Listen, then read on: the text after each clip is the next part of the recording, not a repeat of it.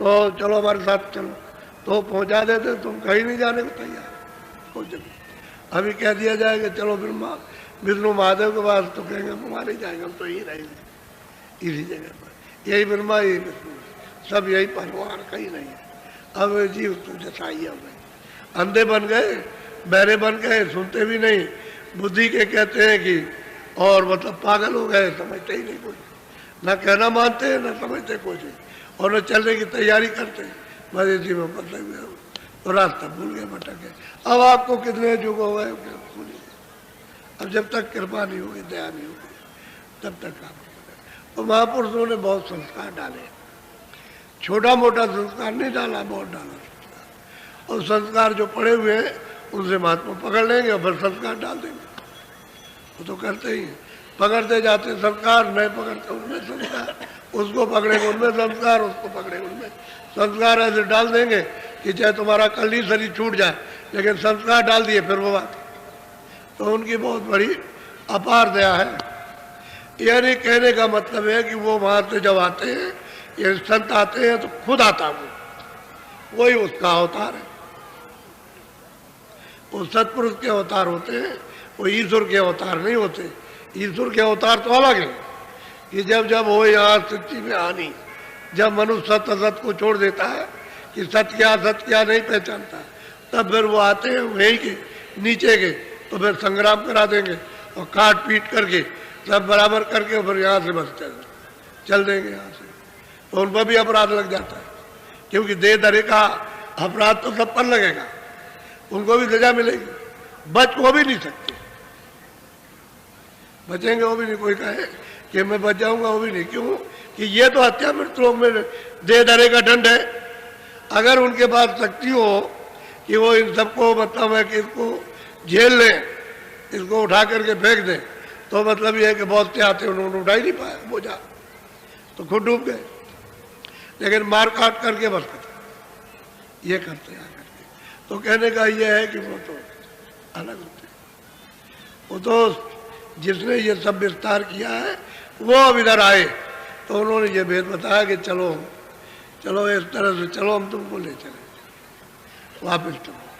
तो वो किसी की पूजा खंडित नहीं करते, ईश्वर की पूजा कराते, ब्रह्म की कराते, पार ब्रह्म की कराते, सबकी पूजा कराते। सबसे पहले वो कहते हैं चलो उसके देश के नियम का पालन करो। और यहाँ बताते हैं कि भाई अभी तक जो तुमने किया वो तुमने किया, लेकिन अब ये मत करना, अब आज से मत करो, कम से कम खान पान तो ठीक करो कम से कम, कि भाई अब हमको नहीं करना, अब किसी के ऊपर में जुल्म, किसी की हत्या नहीं करनी है, तो इतना तो कम से कम करो, तो खान पान ठीक हो जाएगा। तो महात्मा फिर अंदर की सफाई करे, जब सफाई करे तभी तो कुछ मिलेगा, और गलीज लदा रहेगा तो फिर क्या आपको मिलेगा? तो जो बताए उसको करो, तो आप उसके बाद भी पहुंच जाओगे, फिर आगे भी पहुंच जाओगे, आगे भी, अरे स्वर्ग में भी पहुंचोगे, और स्वर्ग के परे भी चलो, और उसके भी परे चलो आप। तो वो रास्ते ही बताते, रास्ते ही में सब मिलेगा। स्वर्ग कोई बड़ी चीज नहीं है, स्वर्ग के वैकुंठ के दरवाजे पर आप बैठ कर और अपना बोझा नहीं हटा सकते, और स्वर्ग नहीं जा सकते और वैकुंठ जा सकते, और दरवाजे पर सूरत बैठी है, इधर मृतलोक का दरवाजा, उधर स्वर्गलोक का दरवाजा, और बीचों बीच में बैठी हुई है। लेकिन उधर उसने अपना आधार छोड़ दिया, शरीर के साथ उसका आधार हो गया, और दरवाजे पर बैठी हुई, और जिस योनि में जाएगी ये दोनों आंखों के पीछे दरवाजे पर रहेगी। यानी पशु में जाए, पंछी में जाए, कीड़ों में जाए, लेकिन उसका लगाव बस मतलब ये है कि इसके साथ हो गया, बस दरवाजे पे बैठी हुई है। वो लगाव के कारण, क्योंकि उसका प्रकाश उसमें फंस गया, प्रवेश हो गया, अब वो अपने आप नहीं निकाल सकती, बस ये, इसलिए जड़ ने उसको जकड़ दिया, और वही सूरत, वही जीवात्मा जड़ हो गई। अब उसको कहते हैं जड़ हो गई, जड़ में फंस गई तो जड़ रूप हो गई। और दरवाजे में बैठी है कि जब चाहे तब सिमटाव करे, लेकिन कोई आधार मिल जाए सिमटाव करने का, आधार नहीं मिलेगा तो बच्चा कुछ नहीं हो सकता। बड़ी सीधी सादी बात, लेकिन जीव इतने भटक गए, बाहर तो कुछ नहीं मिला। ये तो मंदिर है, मनुष्य मंदिर है। तुम्हारी पुरानी जो पहले की किताबें संतों के आने की है, उसमें भी जिक्र किया हुआ है, थोड़ा सा नीचे का जिक्र किया हुआ, उससे भी पता चलता है कि मनुष्य मंदिर है। ये जिस्मानी मस्जिद है, इसमें खुदा की आसमानी आवाज़ आती है, यानी भगवान की देववाणी सदैव उच्चारण होती रहती है नीचे के लोगों की, लेकिन आप उसको भी नहीं समझते हो। तो वो जो मालिक है जो सबका, उसे आप कैसे समझ सकते हो? उसका आप पता कैसे लगा सकते हो? जब तक उसको जानने वाला न मिले तब तक कुछ नहीं हो सकता। तो आज ये प्रथम दिन है, आज 25 तारीख है। आपको ये बताया था कि 25 से लेकर और 3 तारीख तक ये कार्यक्रम होगा। 28-29 की रात को तो भंडारा, 4 दिन पहले और 4 दिन बाद, और 1 दिन बीच का 29, 9 दिन हो जाते हैं। तो ये 9 दिन का कार्यक्रम है। बहुत सचेत होकर के, चित्त को लगा करके इस चीज़ को सुनने की जरूरत है। तो ये तो मैंने आपको ये बताया कि भाई वो जो अनाम पुरुष है वो तो अलग है, उसने तो अपना जो विस्तार था एक रथ, वो उसने विस्तार कर दिया और उसने ये कह दिया कि भाई मैं तो इन तीनों में मैं हूँ, इन तीनों में मेरा रूप है और मैं अलग हूँ, मैं अलग हूँ, वो अलग है। अब वो सतलोक से सतपुरुष ने ये सब विस्तार किया। तो सतपुरुष को आप ईश्वर मत कहिए, न ब्रह्म कहिए, न पार ब्रह्म, न महाकाल पुरुष, वो तो अलग है। वो तो इनको उन्होंने पैदा किया, भेजा है, इनके नाम अलग अलग हैं और ये नाम अपना नहीं बदल सकते।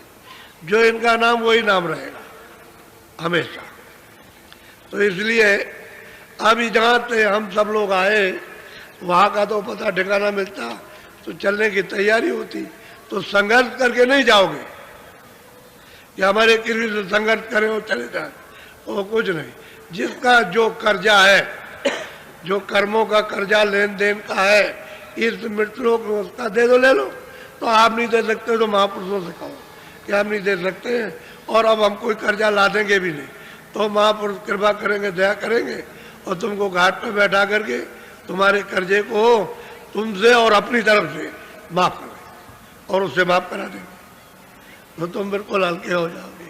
जब हल्के हो गए रिहा हो जाओगे। रिहा रिहा कहते हैं तुमने सजा काट ली तो मतलब ये कि अब रिहा हो गए, जेल से बाहर कर दिए, इसको कहते हैं रिहाई। कहते हैं अब तुम्हारा छुटकारा हो जाएगा और न तुम कर्जा दोगे न लोगे, न तुम्हारा जन्म होगा न मरण होगा। कर्जे ही लेन देन का तो जन्म मरण है। जब तुम्हारे पास नहीं रहेगा तो नहीं होगा जन्म मरण। और चलो अपना, तो कुछ तुम निमित्त मात्र, कुछ वो और कुछ वो, ये तीनों मतलब ही है। क्योंकि फिर आप भक्ति सबकी करोगे कि भाई ईश्वर को भी मानते हो, हम वही ब्रह्म को भी मानते, पार ब्रह्म को भी मानते और सत्पुरुष को, और सबका ध्यान करते और अपने घर में जाना चाहते। तो बैर विग्रह किसी से नहीं, किसी से भी। भाई जिसका जो नियम है उसका पालन करते।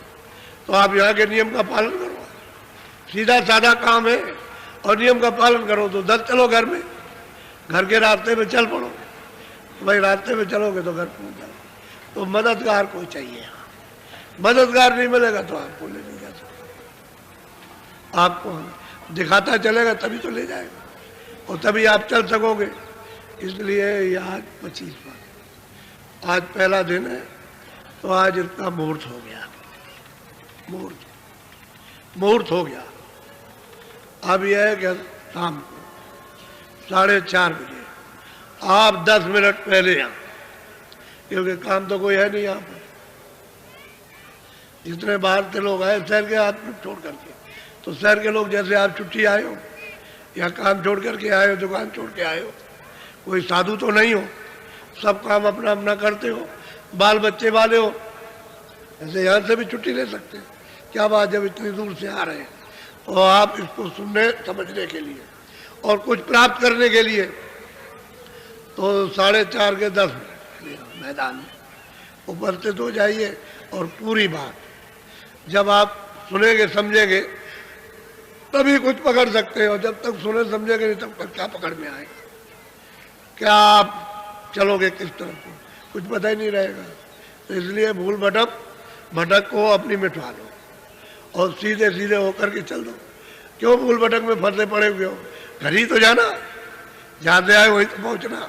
अरे उसी प्रभु का तो दर्शन करना है, तो और तुमको क्या चाहिए तुम्हें, और कहीं तो नहीं लिए जा रहे, प्रभु के दर्शन के लिए तो कहीं रहे, तो और तो दूसरा नहीं, जो सबका जो दाता है, जो सबको देता है, उसी के पास पहुँच चलो। अगर और किसी के पास ले जाओ तो वहाँ मत जाओ आप, सीधा साधा काम। इसलिए आज पहला दिन था, अच्छा हुआ कि बड़ी संख्या में लोग आ गए। हमने तो कहा था कि भाई कल ही लोग, कल से चालू हो गए और 2-1 दिन में अब देखिएगा आप, आजकल परसों में देखिएगा क्या होता है मैदान का। ये सब खबरें बराबर निरंतर मिल रही है कि बड़ी भारी संख्या में लोग भगे चले आ रहे हैं और एक जिले से खबर आ रही है कहीं से 35 बसें और बड़ी भारी संख्या में ट्रेन से चल रहे हैं। तो जो कल चले हैं वो कल तो नहीं पहुंच पाएंगे, दूर के चले हुए। वो तो मतलब ये है कि रात को आए कल सुबह आ जाए, इस तरह से बेचारे चल रहे हैं।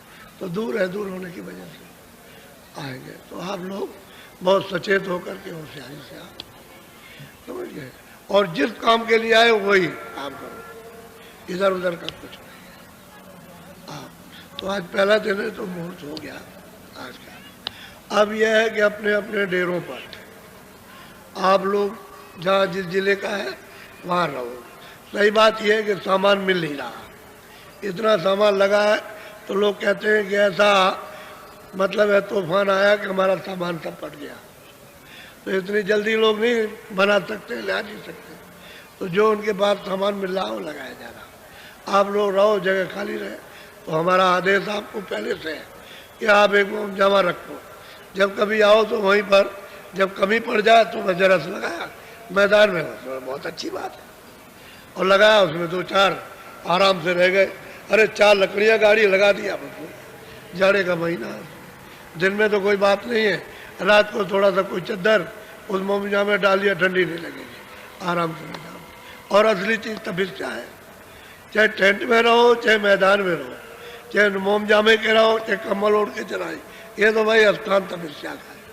तो थोड़ा सा तब तो विचारों का, कामों का, सबका मतलब ये कुछ है, अंदर का कुछ बाहर का, तब तो कर ही लीजिए, अच्छा रहेगा। और आप उधर से जो चले आ रहे हो, देखते हो बाबा जी ने पहले कहा था कि भयंकर तकलीफें आएंगी। आपको बाबा जी सब सुना चुके, आप कोई बात याद कराने की जरूरत नहीं है। अब वो तकलीफें हैं बहुत ज़्यादा। और हमने कहा था कि देखो भजन करो, जिसी से निवारण होगा और रास्ता पर आने तकलीफों के आने का रुक जाएगा। तो आप लोगों ने नहीं सुना।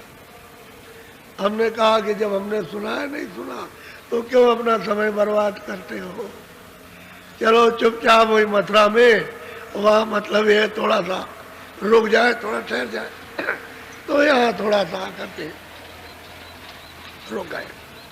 और नीम सारण से जब से आए गुरुपुरमा से, तब से आकर के गुरुपुरमा हो गई। और ये चौथा महीना 1 साल 4 महीने होगा हम तो ये आश्रम में रहे, कहीं नहीं गए।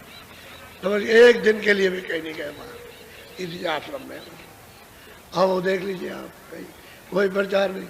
और जो बातें सुनाई अब सबको याद है, समय पर हमने कहा तो सब बात याद हो जाएगी।